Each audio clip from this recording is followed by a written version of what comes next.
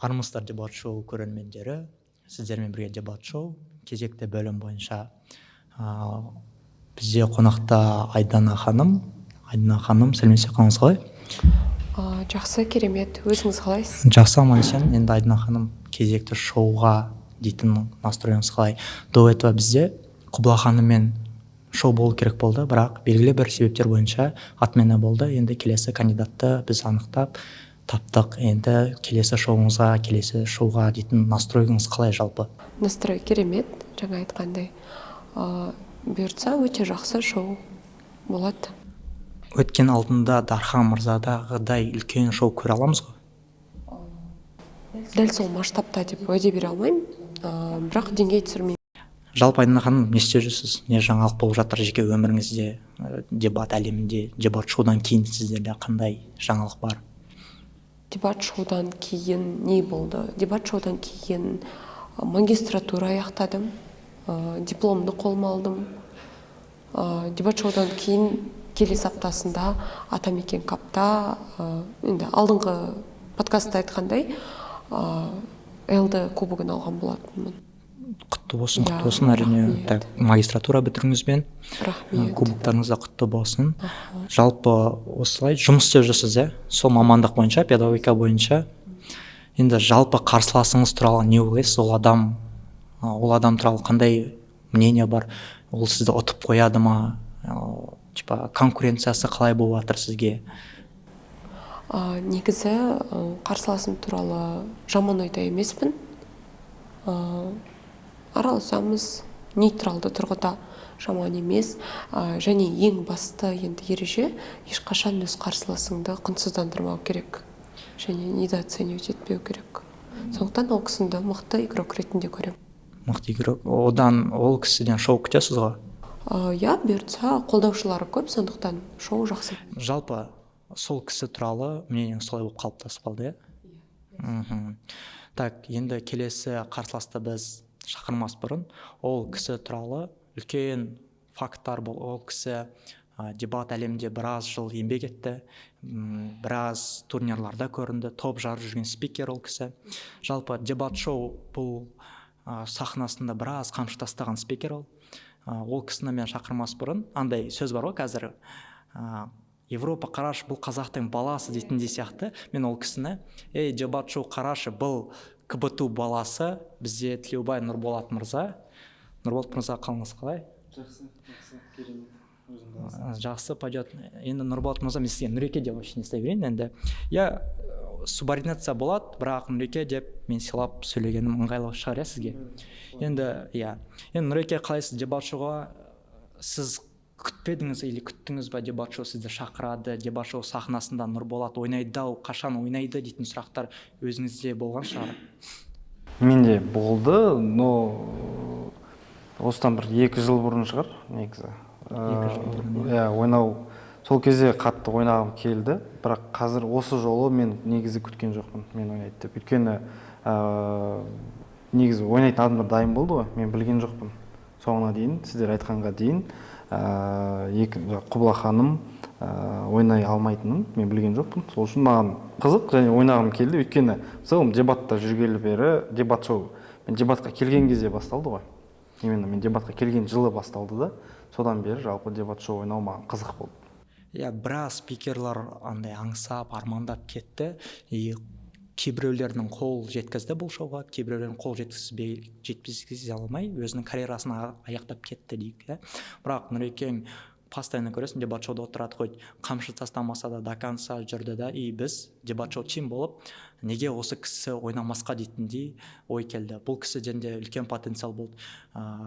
Андай стереотипті жоюымыз керек. КБТУ бізде шоу қоя алмайды емес, кез келген клуб, кез келген ұйым, кез келген дебат клубы ол бізде шоу қоя алады, бірақ көбінесе Нұрекеңді білесіз, қатты айтты демеңіз, көңіліңізге тиіп кетпесін. Енді КБТУда клуб жоқ, оларда қалай активити болады, ол Нұрболат мырза өзі жай жүргеннен кейін шоу қоя алмайды деді. Бірақ шоуды андай күтпеген адамнан шоуды күту это нереально. Мысалы, ойына шоу қоя алмайды дейді, на реально келгенде ол кісі может вау шоу жасап тастауы мүмкін, прям потолок. Сол сияқты біз Нұрекеңді шақырдық.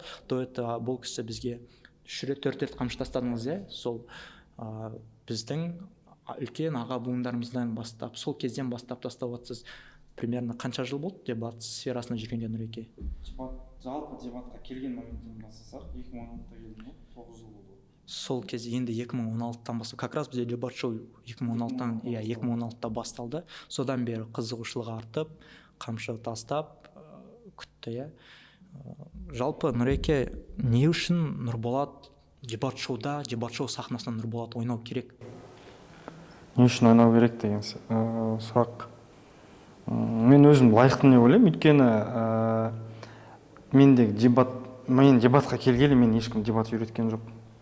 Форматты да ешкім қалай ойнау керек, не істеу керек. Мен тек структурасын білдім. Осы аргумент болу керек, дефиниция болу керек, статус-кво болу керек деген түсінікпен ғана дебат ойнап бастағам. Мен барлығын ешқандай аға буынсыз, ешкімнен үйренбей, барлығына өзімнің опытыммен ойындардан жеңіліп сөйтіп жеткем.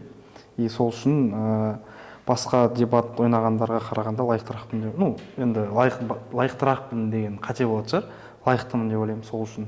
То есть дебатта қанша таяқ жедік қой аға буындардан деген сияқты, и сол үшін лайықтымын деп ойлаймын. То есть L форматында ешкім, мен ең бірінші рет L-ға шыққан кезде де мен даже форматты да білген жоқпын, қалай ойнау керек екенін. Сол кезден бастап сол үшін лайықтымын деп ойлаймын дебат шоудың сахнасына. Сонда сіз дебат әлеміне 2016-тан бастап келдіңіз да? 2016-тан да ешкім үйретпеді, аға буын, КБТУ-да ондай болмады ма? Жоқ, мен дебатқа негізі случайно келген адам. Случайно дегенде ең бірінші мен Авости оқыдым да, бірінші жылы мен жиналысқа шақырды досым, келдім, екі жиналысына келіп, мен өзі басқа қызығушылықтар болған соң дебатқа келген жоқпын. Бір жылдан кейін мен КБТУ-ға грантқа түстім. КБТУ-да мен басқа ұйымның мүшесі болдым. И сол ұйымда біз іште дебат ойнап көрейік деген ұсыныс түсті. Мен екі рет жиналысқа барып көрдім ғой. Мен жиналысқа барып көргем, примерно көргем дебат қалай ойналатынын дедім да. Сол кезден біреу жаңағы бір Анель деген қыз болды. Сол кезде келіп бізге жалпы АПФ деген бар. Ол жерде осындай нәрселер болу керек деп 20 минут түсіндірді, кетті. Содан кейін өзіміз іште ойнап жүрдік та, кейін мен уже турнирлар бар екенін естідім, білдім, көрдім. Кейін турнирға қатысуға қызығушылық оянды да, сонымен турнир ойнап. Получается, КБТУ-дың фундаменті негізгі қалаушысы сіз болып табыласыз ғой? Негізі олай айтуға болады, бірақ бұрында 2000 кезінде бүкіл Алтын Сапа, ТО ашылған кезде КБТУ-да клуб болған. Өкінішке орай, сол мен түскен жылдары ол клубта ешқандай адам болған жоқ, и ол клуб өзінің жұмысын содан мен түскен жылдан 2 жыл бұрын тоқтатып кеткен. Белгілі бір себептермен, мен толыққанды білмеймін, не үшін жабылып қалған. Мүмкін адамдарға қызық болмай қалды, мүмкін уақыты болмады, мүмкін тағы да басқа себептермен КБТУ-да солай клуб жабылып қалған. И мен қайтадан КБТУ IDC деп қайтадан ашып, қайтадан адам жинадым. Ол уже келесі жылдан бастап. Жыл жаңалығы бойынша келетін болсақ, КБТУ DC біраз үзіліс алып, қайтадан жаңа деммен, жаңа энергиямен қалпына келтірілді. Қайтадан клубқа жас буындардың қызығушылығы болып, кәдімгідей қайтадан бір жаңданды, қайтадан бір не дейміз, аунап тұрды дейміз ба? Жанданып жатыр деп айтайық, сол дұрысырақ шығар. Өйткені КБТУ-да қиынырақ, кішкене сабақтан бөлек басқа нәрселермен айналысу. Сабақтан көп босамайды. Мен клуб ашқан кезде де негізінде ол себептермен көп адам іште ойнағанымен турнирларға шыға алмайды екен. Суббота сабақ болады, өте көп нагрузка сабақ бойынша. Сол үшін КБТУ-да қиынырақ кішкене ол жағынан. Бірақ мен бір нәрсені білемін, егер КБТУ-дың студенттері дебатқа келетін болса, басқа клубтарға нан жоқ. Егер шындап кірісетін болса, КБТУ-дың студенттері, мен ойлаймын, басқа клубтардан нан болмайды. Басқа клубтардан нан болмайды. Мен шынымен солай ойлаймын. Өйткені мен достарым болған. Мен оларды талай шақырдым дебат ойнауға. И мен оларды мойындайтын, өйткені олардың интеллектуалдық деңгейі болсын, информационный базасы да басқа деңгейде еді, бірақ олар тек қана дебатқа қызықпайтын, немесе уақыттары болмайтын. Мен тіпті ондай бір досымды алып кепте ойнап көрген, бірінші турнирінде 1-8-ге шығып нормально ойнап жүрді. То есть КБТУ-да ондай студенттер көп. Енді мен басқа университетте жоқ деп айтқым келмейді, бірақ КБТУ-да скорее всего көбірек шығар. Сол кезде сондай болған, қазіргі деңгейді білмеймін, бірақ сол кезде сондай болған. Осылайша дебаттың баспалдағын қиындықпен атқарып, сатылап шығып келе жатып белгілі бір жетістіктерге жетіп жатсыз получается. Жалпы енді Нұрболат мырза Айдана ханымнан қанша 3-4 буын үлкен Айдана ханым сіз үшін андай типа өзіңіздің енді аға буыныңыз ғой, былай айтқанда дебат әлемінде аға буынға қарсы ойнау сіз үшін қалай, қиын ба? Енді бұл кісілер үлкен тәжірибе, неше түрлі турнир, неше түрлі қиындықтарды көрді, неше түрлі қарарларды ойнады, неше түрлі заттарды қарастырды. Енді сізге ондай қиындық алып келмей ма? Мен өзімнің дебат әлеміндегі аға буыныма қарсы ойнаған қиындау неге өзімнің буындастарым емес дейтіндей? Жоқ деп ойлаймын. Негізі қызығырақ қой солай.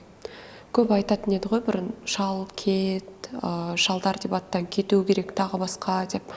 Бірақ соған көбінесе қарсы шығатын андай позицияның айтатын заты сол ғой, шалдармен ойнаған қызығырақ.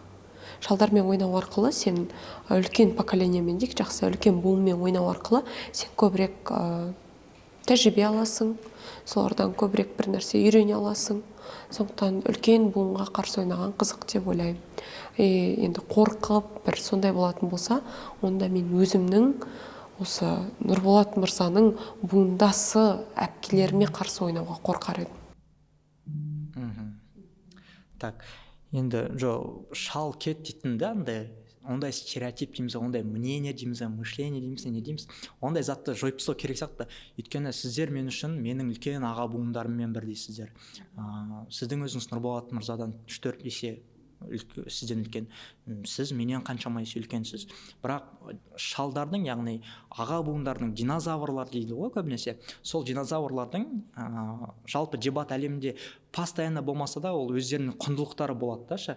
Мә осы кісіден андай тәжірибе алады, неше түрлі қанша жерін ұтылсаң да білесің да, мен мына кісіден ұтылдым, зато мынандай информация алдым, осындай бір белгілі бір жетістікке жете алдым.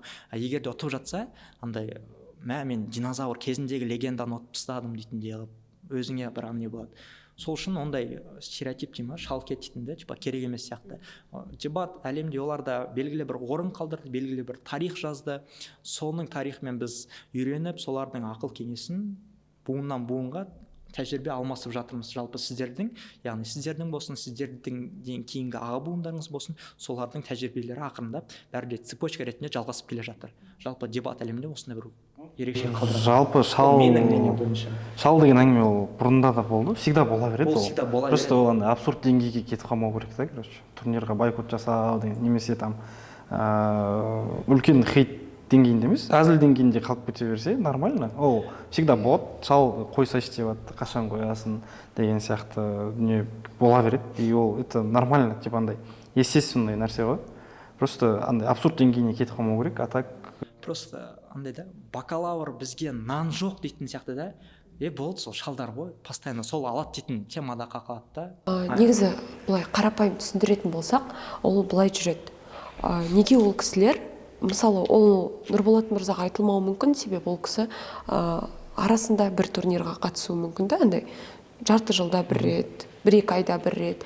Бірақ кейбір үлкен буындар бар, турнир қалдырмай ойнайтын. И вот сол кезде, мысалы, менің өзімнің ойымда болатын, неге ол кісілер әр осы апта сайын өзінің сенбі-жексенбі демалыс күндерін қиып турнирға келеді деген. И сол кезде, мысалы, варианттар негізі көп. Оны сіздер де талқыладыңыздар деп ойлаймын, өз буындастарыңызбен, достарыңызбен. Басында ойлайсыз, мүмкін оны осыдан басқа ортасы жоқ шығар деген секілді. Сондықтан негізі сыйыңды кетірмеу үшін бәрібір де бір араға уақыт салып сөйтіп келген ол да дұрыс деп ойлаймын. Себебі дебатта да бір иллюстрация болу керек, дебатта да бір айналым болып тұру керек, дебатта да бір өзгеріс болу керек. Себебі дебат менің бірінші курсыммен менің қазіргі көрген дебатым ол екі түрлі. Яғни дебатта көп нәрсе өзгерген, себебі буындардың сабақтастығы әрине мен болу керек, келсем ол нәрсемен. Бірақ та дебатта да бір жаңашылдықтар болып тұру керек, себебі заман өзгерген сайын дебат та өзгереді. Менің ойымша Нұрболат мырзаның бірінші курсындағы дебатпен, мысалы, Нұрболат мырзаның 4-ші курсындағы дебат екі түрлі болған. Ал ол кісінің қазір көріп жүрген дебаты одан сәл бір өзгеше. Сол секілді ғой? Ол да дұрыс. Енді Нұреке, тағы да сізге келейік. Так, жалпы Нұрболат мырза не істеп жүрсіз дебат әлемнен бөлек? иә, Нұрболат мырза мамандығы кім, не істеді, мен үшін бір жаңалық. Ауесе бір жыл оқып кетті, яғни біздің университетте бір жыл оқып, маған сол қызықты факт болып тұр. Жалпы КБТУ-да оқығаныңызды білеміз, дебат әлемінде жүрсіз, одан бөлек қандай мамандықта?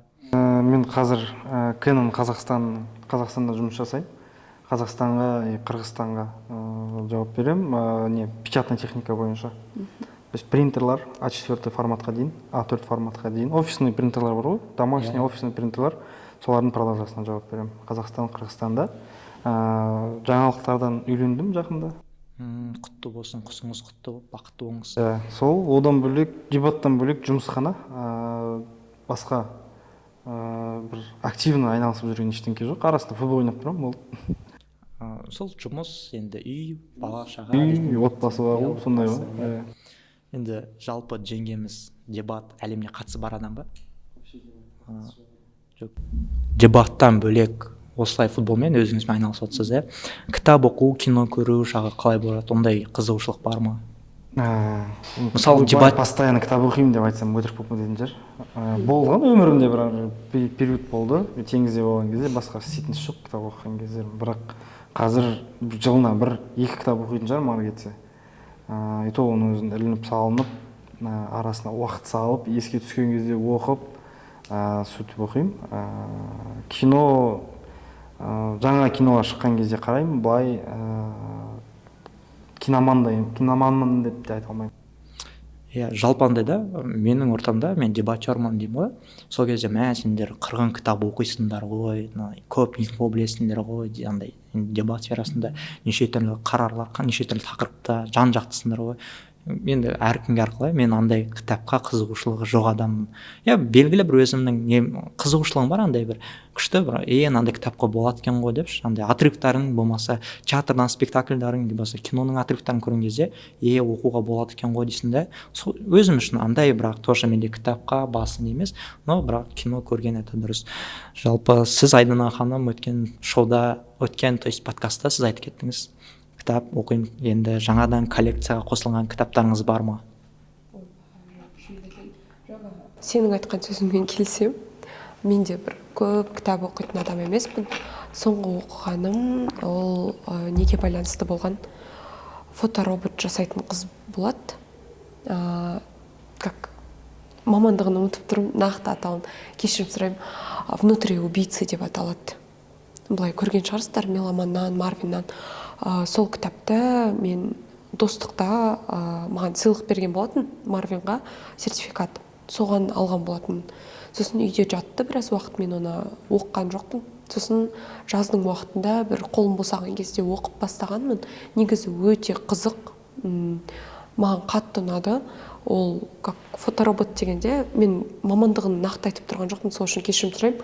Ол фотороботқа қарағанда нақты адам өлтіретін адамдардың, серийный убийцалардың, қаншерлердің қалай жұмыс жасайтынын, олардың психологиясын зерттеу туралы ғой. Сол жерде мысалы біраз қызықты өзім үшін фактілер таптым деп ойлаймын. Маған өзіме қатты сол детектив жанры ұнайды. Сол трилогия екен, соны бастағаным. Получается, осы өткен подкасттан бері бір коллекцияңызда бірақ кітап қосылды. Иә, бірақ кітап қосылды. Жоқ, мен ойлайтын, нереально кітап оқитын шығар бұл кісілер деп андай. Бәрі сөйтіп, кітап сыйлап, сөйтеді. Иә, ондайлар бар, просто андай. Кітап сыйлағанда ең оңай вариант қой негізі. Иә, сол ғой. Сыйлай саласың да, басқа андай қателеспейсің, короче, кітап сыйласаң. Монах, продавший свой Феррари деген сияқты кітаптар сыйлайды. Мен вообще ондай оқымаймын, шынымды айтсам, маған қызық емес. Мен кітапты андай переплетпен емес, мен всегда телефоннан оқимын. Иә, мен де көп. Сол ыңғайлырақ. Андай кітап ұстап жүріп оқитындарға қарасам, андай как будто для вида оқып жүрген адам сияқты болып көрінеді. Кешірім сұраймын, ондай адамдар болса, бірақ негізі романтизация ғой өмірімді. Мен де ұнататынмын сондай романтизациялап өмірімді автобуста оқып отырамын. Автобуста андай метрода қысылып, сабақтан шаршап келе жатасың да, андай кісілерге қарайсың, кітапты беріліп оқып отыр, мыналар неге жалықпайды? Үйде де асықпай, аяқ қолын созып қойып, уақытын кітап оқыса болады. Неге именно андай бір кино болып отырады, кино сияқтандай бір әдемі ракурсты алуға бір болады. Мен былай ойлаймын, просто ол жоқ, оқу это нормально, в целом оқудың өзі, просто андай нефункциональный ше кітаппен. Отырып, мысалы автобуста енді білмеймін, жүрген кезде в основном тұрып тұрасың ғой. телефоннан оқи беру ол ыңғайлырақ та, и просто кітапты таскать етіп жүру кішкене нефункциональный ше. Өйткені постоянно қолыңда рюкзак болу керек, кітапты тасып жүру үшін всегда рюкзакпен жүру керексің. Мен андай өте қатты андай прагматик, реалист адаммын да, короче, андай артық лишний заттар мешать ететін болса мен айналыспаймын. Ну, кітапты переплетпен сол үшін оқымаймын. Үйге барған жалпы телефон біраз затқа орнын алмастырып тастады ғой. Кітаптың да керек затын телефоннан іздейсің. Енді до этого кітаптардан іздеп жүретін. Кітапты автобуста оқитындар, олар скорее всего андай сол кітаптың историясына қатты беріліп кеткендер ғой. Значит, оларға қатты қызықты, олар тоқтай алмай кетеді. Олар андай. Мен де мысалы сол кітапты оқыған кезде, Нотриубец оқыған кезде, мен оны кейде автобуста да оқитын, жұмысқа барып келген кезде автобуста отырамын, ашамын, оқимын. Себебі маған қызық. Барынша сол кітапты өзімнің сөмкеме салып алып, сөйтіп жүруге тырысатынмын, андай шоперге салып. Мен осуждать етпеймін. Жоқ, мен де осуждать етпеймін. Түсіне алмаймын ше, неудобно ғой деп ше. Неудобно таскать етіп. Әркімге әрқалай, біреуге кітап көтеріп жүрген, біреуге телефон ыңғайлы. Енді кино сферасы қалайсыз? Кино енді бос уақытта кино көріп, бір дем алып, ол жағы қалайсыздарде? Белгілі бір, мысалы, біреулер айтады, мен Марвелдің фанатымын, мен осындай күтемін, осындайдан осындай деп. Біреулері андай драма жағын, біреу детектив жағын көп кинолар көреді. Кітап саласынан бойынша, енді кино саласына келейік, жалпы сіздерде қалай? Кино андай на реальных событиях киноларды қараған ұнайды, и плюс еще тарихи кинолар көрген ұнайды. Соғыс, короче, просто тарихи контекст болса, и плюс андай одан бөлек тағы да андай философиялық ой тастайтын или бір ойланатын кино болса, сондайлар қызық. Сіз Маған қарама-қарсы. ма? Былай маған основано на реальных событиях дейтін фильмдер ұнайды негізі, кейбіреу арасында. Бірақ негізгі өзім қарайтын контингент больше андай фэнтези қараймын көбінесе, детективтарды қараймын көбінесе, өмірде болмаған бір қызық фильмдерді қараймын. Сосын мен қарайтын фильмдер олар больше андай айтады ғой, зрелищный дейді ғой, прям көзге бірден тартатын Тарантиноның фильмдері ұнайды мысалы.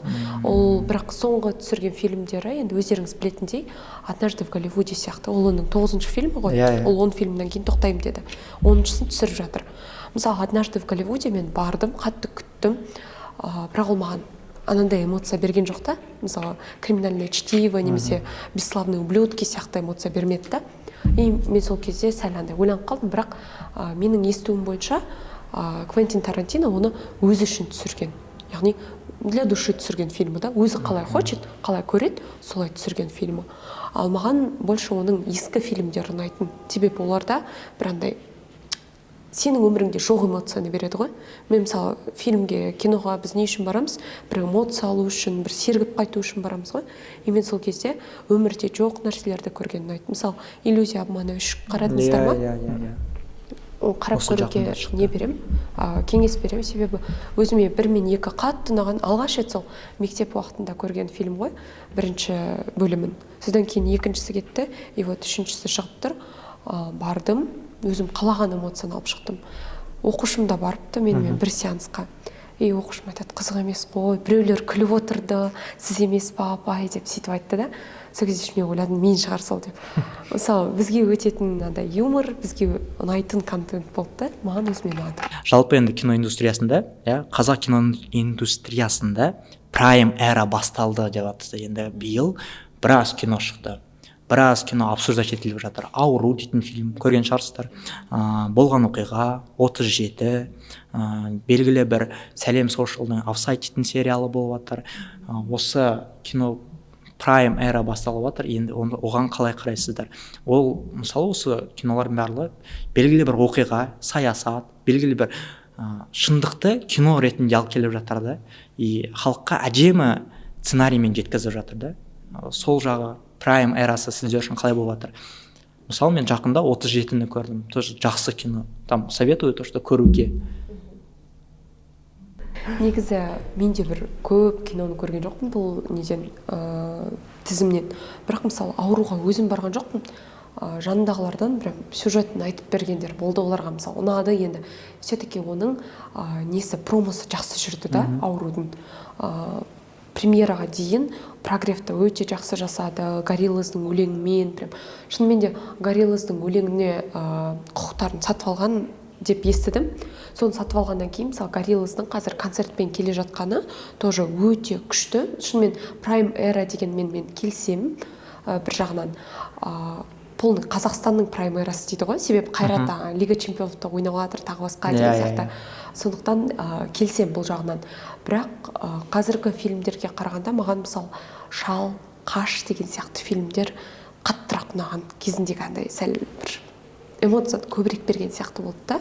Актерский состав енді шамамен бір ұқсас, себебі басты кейіпкер, Қаштың басты кейіпкерін ойнаған, сомдаған адам жаңағы сен айтқан 37-те Расулды ойнады ғой, бір актер. Бірақ енді Қашта бір эмоция больше болды ма, білмеймін, или философиясы ұнады ма оның көбірек. 37 де ұнады, Офсайд қарап бастадым. Нағыз ащы шындықты сен айтқандай көрсететін сериал болып жатыр. Жалғастырамыз. Бірақ андай цензура қойып тастады да біраз фильмға. Ауруда, например, басында әдемі дуэті кәдімгідей болды, одан цензура қойып тастады, біраз жерлерін кесіп тастады, біраз жерлерін алып тастады. Жалпы осы, сіз қалай ойлайсыз, Нұреке? Prime Era'сы дегенге енді мүмкін Prime Era'сы, мен просто андай қазақстандық киноларды осыған дейін мен андай кинотеатрға барып көрген емеспін. Өйткені комедийный кинолар маған в целом көп ұнамайды. Қазақстандық, тем более андай плоский юмор да, постоянно. Сондай юмор болғаннан кейін, оны сол моментте күлесің, күшті, бірақ көп ондай фанатым деп айта алмаймын. Қазіргі шығып жатқан кинолардан 37-де ауруға да бардым, ұнады. Андай больше сценарий жағынан ұнады. По-любому мен киноман емеспін, бірақ сонда да екеуінде де тағы осындай нәрселер қосқанда күшті болар еді деген ощущениемен шықтым. Но в целом кино ретінде, контент ретінде күшті деп ойлаймын. Қуантады, что тек қана комедия емес, сондай жанрларды түсіріп жатқанымыз. Бірақ комедияда енді арасында жақсы фильмдер болды. Ол комедияның көбісі чисто прокрутканың арқасында андай просмотр жинап жатты да, ана кинолар өзінің качествосымен де жинай алатын сияқты, без үлкен несіз маркетингсіз де жинай алатын еді деп ойлаймын. Бірақ почему-то екеуінің де рейтингісі қатты үлкен емес, кинокезетке кірсек. Негізі нөмір 37-нікі кинокезетте пока ең жоғары болып тұр, байқауымша. 8-де жетті ма, сондай сияқты. Аурутқа 8-ге жетпей тұрды, мен барған кезде. 8-ге жетпеді, әлі жетпеді мен алдында қарағанда. Негізі казахские страшные сказки туралы естідіңіздер ма? Сол сериал шықты. Бұған дейін мен антология русских сказок деген ба, русских страшилок ба, сондай қарағам. Ол бірақ анимационный фильм ретінде жүреді. Ол да өте қызық болған анимационный сериал. Ал енді мынау казахские страшные сказки деген тоже өте жақсы жазылған. Бұлай қарап көруге кеңес берем. Хоррор ретінде түсірілген және өте андай тоже біз үшін жаңа жанр да, шынымен жаңа айтып жатқандай. Альтернативный нұсқасы получится, қазақша нұсқа. Енді нұсқасы деп айта алмаймын, себебі ол бөлек түсірілген ғой. Просто ана антология маған қатты ұнаған. Осыдан кейін осы казахские страшные сказки шыққан кезде тоже бірдемде қарап тастадым. Енді 4-ші сериядан кейін сәл сапасы түсіп бастағандай болып көрінді, бірақ оған дейінгі серияларында прям напряжениеда ұстап, прям андай өте жақсы спецэффект бәрін жақсы жасаған. Сондай мифтарды қосқан, жезтырнақ секілді сондай өте жақсы қарап көруге, тоже кеңес беруге болатын фильмдер. Жалпы қазақша десек, барлығына комедия келеді, сол баяғы Бадықова, Очоу дейтін сияқты актерлар андай өзінің комедия жағынан алып тастаған ғой. Енді комедия десе сол Бадықова ма, Очоу ма, Қайрат Әділгерей ма дейді да, қалқылады. Бәрі белгілі бір сценарий, белгілі бір сюжетте андай әсер қалдыратын, бірақ көбінесе андай халық арзан күлкі, арзан әзілге барып жатыр да, андай смысленный заттарды қатты терең ойланып жатқан жоқ. И дұрыс, адам жеңілдеп андай расслабление үшін бару керек қой киноға, бірақ сонда да ол жақта да екі жақта да бірдей ұстап тұру керек сияқты да, и мынандай зат болды ғой дейтін де. Негізі ол комедияларда да андай посылдар бар ғой өзінің, жаңағы таптым-ау сенде тоже біріншісінде үйлене алмай жүрген, қоғамда проблемаларды көрсетеді да. Просто андай конечный мысль жоқ, біріншіден, екіншіден арасында слишком көп андай приколдарды тағып тастайды да, сонымен көргің келмей қалады. Бірақ енді любой фильмде енді біздегі бір жақсы комедиясында или ол жаман жағы ма, жақсы жағы ма, андай да комедия деп алып, андай бір не құндылық тыққысы келеді. Мысалға там енді Нұрлан Қоянбаевтың фильмдерінің барлығында андай отбасын іздеу, туысқанды іздеу деген құндылықтар бар. Бірақ типа комедия болу керек ше, құндылықсыз ол жерде угар болу керек та. Былайша айтқан кезде бұрында шалун деген не болды ғой, мысалы комедия болды ғой. Сол сияқты сен просто күлу керексің. Ол жерде олардың бір ойбай моральный бір құндылық беріп жатқан ештеңкесі жоқ қой. Сен ол жерде шынымен жыртыласың. Сен оны қайтадан екінші рет көрсең, екінші рет тағы күлесің. Үшінші рет көрсең, үшінші рет те күлесің. Біздегі комедиялар бір рет көресің, не до конца күлесің, екінші рет көргің келмейді ол нәрселерді қайтадан қайталап. Проблема сода. Бірақ негізі мысалы шалунда да бір не бар ғой, бір-біріне бауыр басып қалуы деген сияқты бір андай, білмеймін, адамның өзгеруі деген сияқты бір нәрселер енді сәл любой фильмді қазбалай берсең негізі тауып алуға болады ғой. Бірақ мен келсем, мысалы мен соңғы барған қазақ фильм, именно комедиялардан біз екеуміз деген қарап бердіңіздер. Алдар Көсені ойнаған актер ше? Дәурен Серғазин. Сол кісі, мен ол кісіні қатты ұнататыным себебі маған Алдар Көседегі ойнаған рөлі, қазақи сериалдарда ойнаған рөлі қатты ұнайтын. Бірақ ана біз екеуміз деген сериалды, фильмде қатты ұнаған жоқ себебі ол жерде оның кейіпкері лудаман, әйел болып киінеді. Сосын бір ауырып жатқан әжеге сиделка болады. Ол сиделка болғанда да өте нашар сиделка болады. Сосын сол әженің немересіне ғашық болады да, сол андай. Оның бақытына андай мешать етеді. Еще өзі лудаман болып, оның артынан сол кредиторлар келеді ғой, енді ақшамды қайтар деп. Сол кезде өзінің досын лақтырып кетеді. Байгайстағы атын ұмытып тұрмын. Мағжан. Жалғас қой деп қателеспесем. Сол ойнайды, и ол не істейді? Досын лақтырып кетеді. Бұл кино жағынан жабайық, соңғы сұрақ болсын. Енді сіздер соңғы рет көрген кино, топ 3 кино маған ұнайды. Яғни Нұрекеңе жеке өзіңіздің ұнайтын киноңыз сіздің? Қазақстан прокатындағы ма? Жалпы бүкіл кино әлемде, Қазақстан болсын, бүкіл әлем бойынша.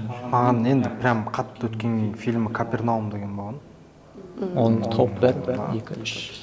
Топ 3 Капернаум. Сосын мен нені Том Хэнкс түсетін атын ұмытып тұрмын фильм. Жүгіре беретін, который. Форест Гамп. Мен Форест Гамп 3 рет па, 4 рет па көргем. Топ 3-ге қандай фильм? Список Шиндлера шығар, скорее всего. То есть қандай не біріншісінде ішінде екеуі үшеуі, по идее, наверное, на реальных событиях. И не үшін ұнайды, Капернаум прям шындықты көрсетеді. Басы мен әке-шешем сотқа бергім келеді деп басталады. Сосын Форест Гамп маған ұнайтын, ол короче ешқашан берілмейді вообще. Екіншіден ода андай негативный мышление жоқ. И соның арқасында ол біраз жетістікке жетіп тастайды да, мысалға. Көп адамдар өзінің жетістігін чисто негативно ойлаған үшін ғана алдын жауып тастай береді. Форест Гампта ондай нәрсе жоқ. Список Шиндлера ол просто сол анау адамның өзінің өміріне рисковать етіп адамдарды құтқарғаны ғой. Былайша қаншама адамды, бір адам ғана қаншама адамның өміріне әсер етіп құтқарып алды да. Сол үшін осы 3 фильм мен үшін топ 3 деп айта аламын. Енді негізі көп кино көрдім. Теңізде болған кезде, бір жыл мұхитта жүрген кезде, басқа істейтін ештеңе жоқ. Кітапта, киноларда сол кезде көрілді ғой. Есіме түсіп тұрған осы 3 болып тұр пока. Сіз, Айдын ханым? Мен енді қарағандардың арасынан Улыбка Моны Лизы деген фильм бар.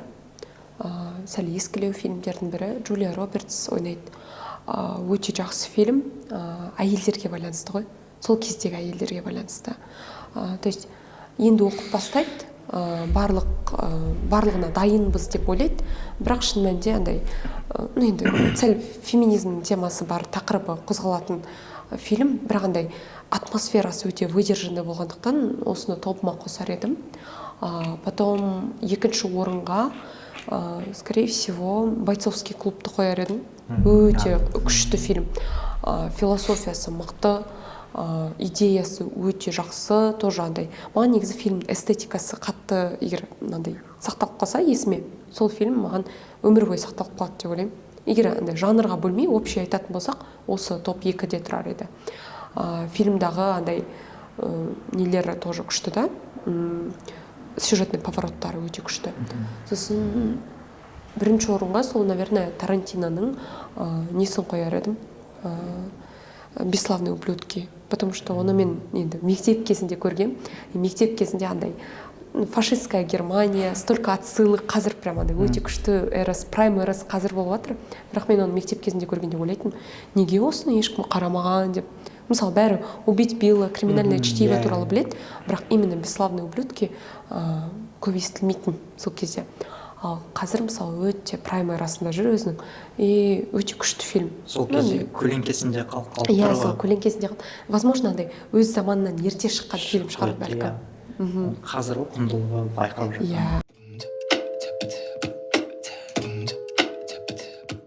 Феминизм деп жатсыз, енді феминизмға келейік. Қазіргі таңда red flag, green flag дейтін әңгіме шығып жатыр. Жалпы ол жағына Қазақстандағы белгілі танымал адамдардың red flag болуы, жалпы қандай мнение қалдырып жатыр. Red flag қазір green flag не Қабатов бар, тағы да кім КВНчик бір Нұрсұлтан Әділгерей, ойаға қателестім.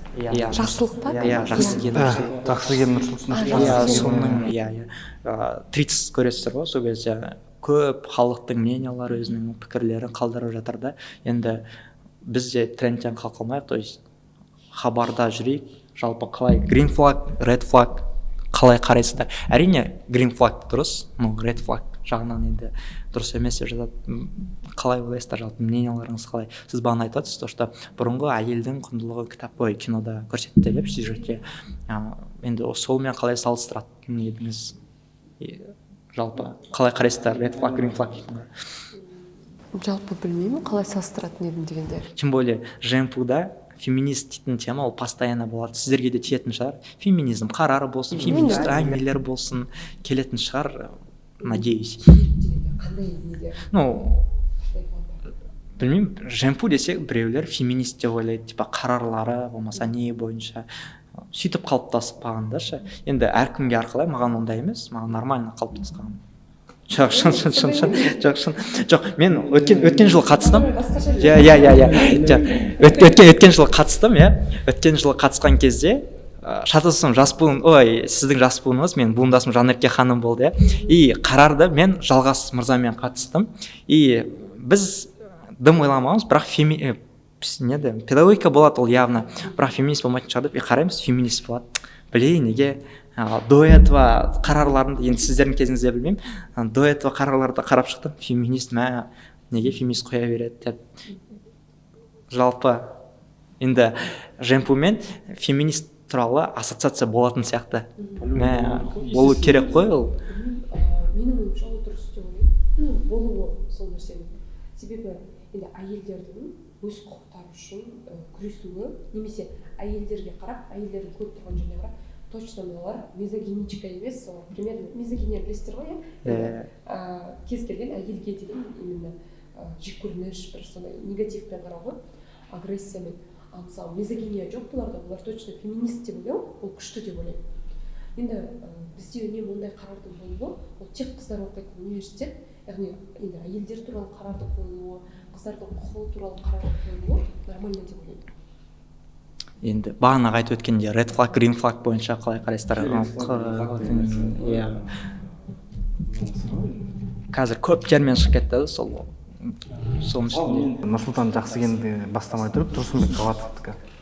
Білмеймін, оған не үшін хейт жүріп жатқан. Ну, типа, одан басқа Қазақстан ажырасып жатқан мыңғырық адамдар бар, короче.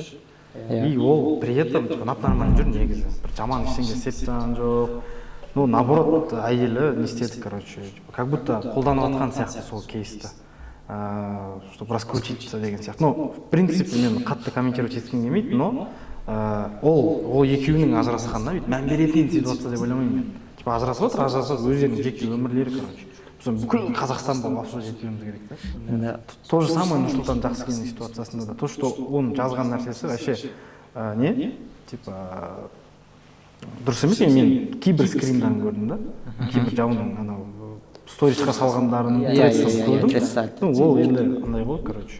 Ол жігіттердің тарапына болу керек нәрсе емес, просто боқтамай қалай жеткізуге болатынын түсінбей жатырмын. Просто дебил. Типа болады ғой өзі адам Нұрсұлтан Жақсыгенге мына сөйтіп айтуға болады да. Адам просто конченый адам, короче. Типа оның жаман екені и так көрініп тұр же, оны бүкіл Қазақстан бұл обсуждать не надо. Көрініп тұр, просто отменить ете салу керек. Болды. Оны қолдаған адамдар то же самое, наверное, ойлар сондай. Тұрсынбек Қабатовтың мен просто, может, информация жоқ менде оның істеген нәрсесіне. Мен просто ажырасқанмын. И оның ажырасуы өздерінің шаруасы деп ойлаймын да, и мен мындай қатты оқымайды екен, типа не болғанын көріп қызық емес, иә. Жоқ, ол ажырасқаннан кейін бір үлкен 3 сағаттық бір 3 қателеспесем екінші оның отбасысы бар деген сияқты. Иә, сондай болды. И подкаст үлкен ұзақ подкаст түсірілді ғой. Сосын елдің бәрі хейт кетіп кетті. Енді халыққа не керек? Хейт керек, шоу керек, баяғы әңгіме керек. Енді бос жатқан адамдар ғой, енді басқа істер жоқ болғаннан кейін сөйтіп хейт етеді, әңгіме айтады. Енді жалпы білмеймін ол туралы. Green flag, red flag деген нәрсе ол всегда өзгере береді. Бір адамға green flag адам, мысалы условно мен айдана red flag деп есептейтін болса, мен әйелім үшін green flagпын, короче. Бірақ менің қасиеттерім, менің істейтін әрекеттерім өзгермейді да. Тура сол сияқты ғой. И ол субъективный ойлар green flag, red flag деген нәрсенің барлығы.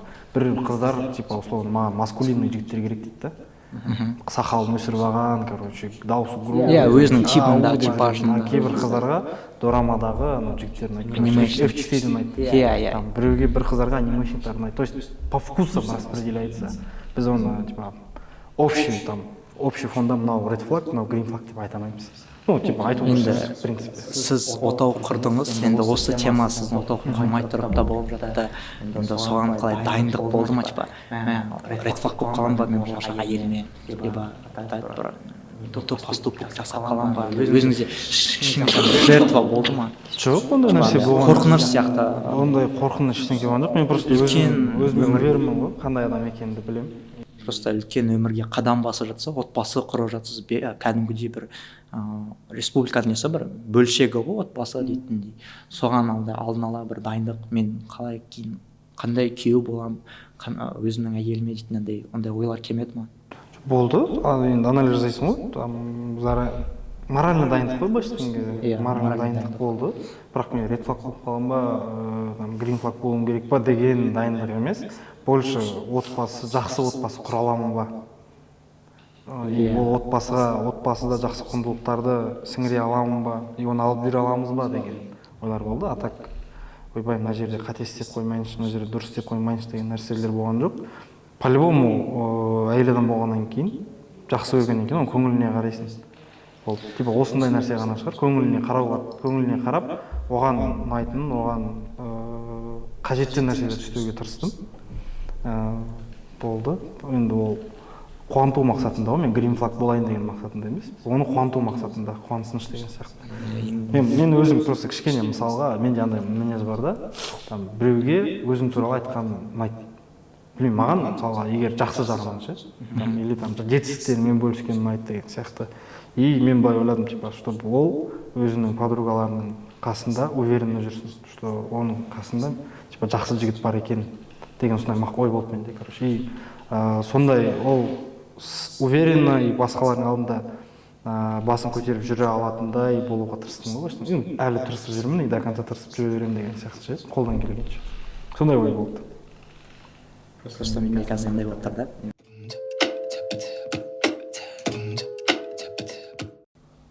Жалпы келетін болсақ, феминизм туралы, яғни red flag, green flag бойынша Айдана ханымны жеке сторис күтеміз, подкасттың жалғасы ретінде. Жалпы 29 қараша күні болатын Энерго университетінде белгілі дебат шоу Айдана ханым мен Нұрболат мырзаның арасындағы үлкен шоу болады, үлкен қақтығыс, үлкен биг драма шоу болады. Жалпы сол жерде сізді күтеміз. Дебат шоу қараш, қайталап айтамын. Бұл КБТУ баласы, яғни Нұрболат мырза, және де парасатты айналулық Айдана ханым. Керемет шоу, керемет атмосфера, керемет көңіл күй болады. Мен оған 100% гарантия берем. Жалпы осы, рахмет сіздерге.